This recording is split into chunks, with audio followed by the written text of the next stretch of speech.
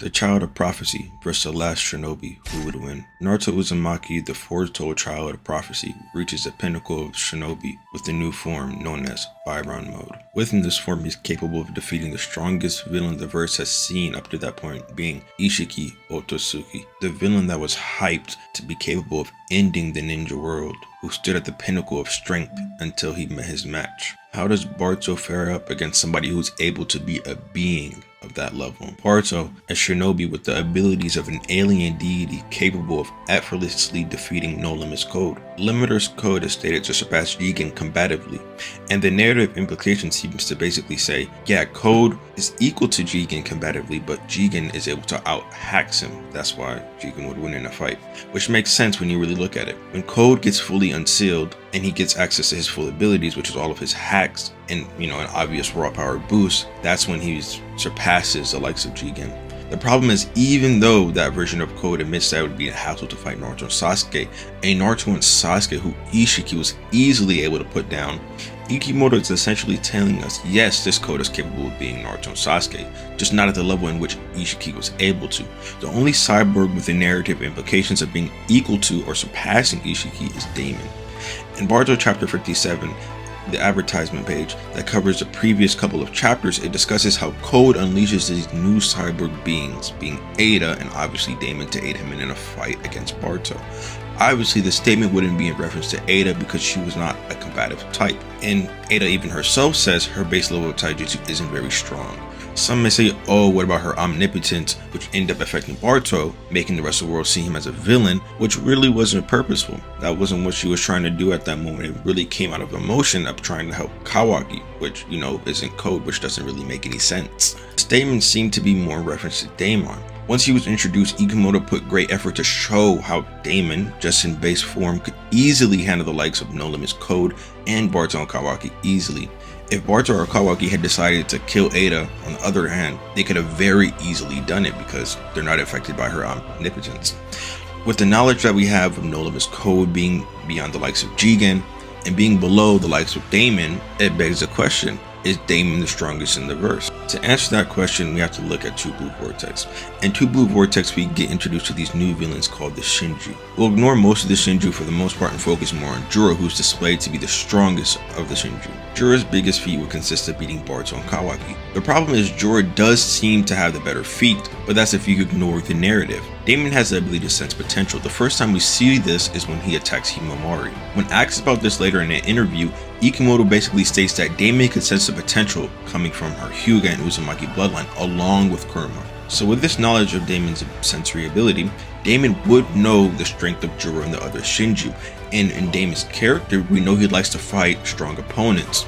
That's why he told Boruto to get stronger, knowing Boruto's potential.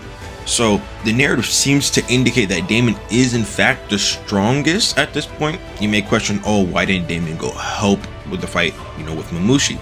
That's due to two simple facts. First, he doesn't like to get ordered around unless it's from Ada, so if Shikamaru did ask him, he wouldn't have listened anyway.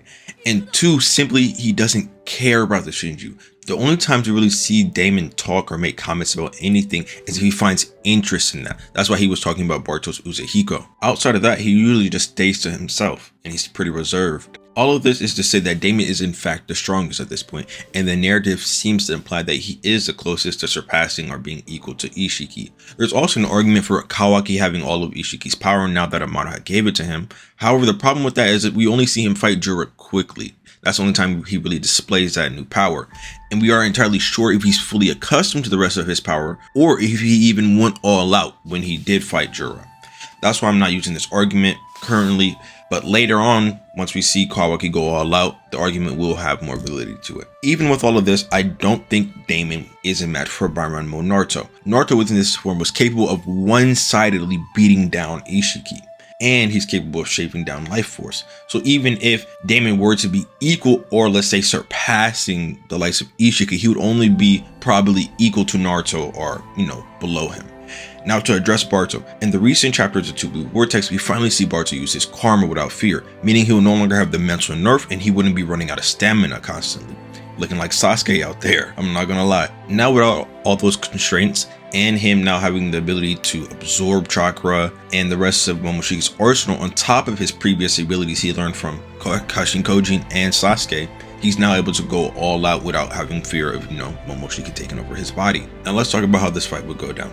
I think it's pretty close, but I think Naruto probably would have the edge. Due to Naruto being faster and stronger, he probably could just beat on Boruto, but Boruto probably just teleport around until, Naruto dries up like chakra exhaustion or whatever. Or like, Kurama. But obviously that would be pretty boring. Let's say Boruto tries to, fight him one-on-one, like up close or whatever. It really depends on who's able to hit who first, but due to Naruto being way faster, he's probably just going to be shaving off Boruto's life force. He's going to be sitting there like throwing up blood and bleeding out his nose and whatever. But let's say Boruto somehow, puts the Uzuhiko on Naruto or whatever. There's 2 ways or maybe 3 ways I could see Naruto beating it. 1, either he just brutally just tanks it, which is kind of like in character to Naruto, he just can like take attacks and shit like that. Or 2, he can switch consciousness with Kurama. Let's say he lets Kurama take over his body and fight Boruto instead. Or 3, he can either figure out how it works, because we have to remember Uzuhiko originates from the Rasengan.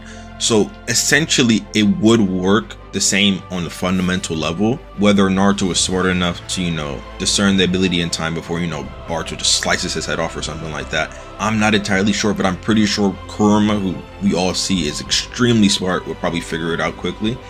The only other way I probably see Boruto winning is like if he uses the Uzuhiko and like while Naruto's trying to figure out, he just uses Momoshiki's chakra absorbing ability and just like sucks all of pause.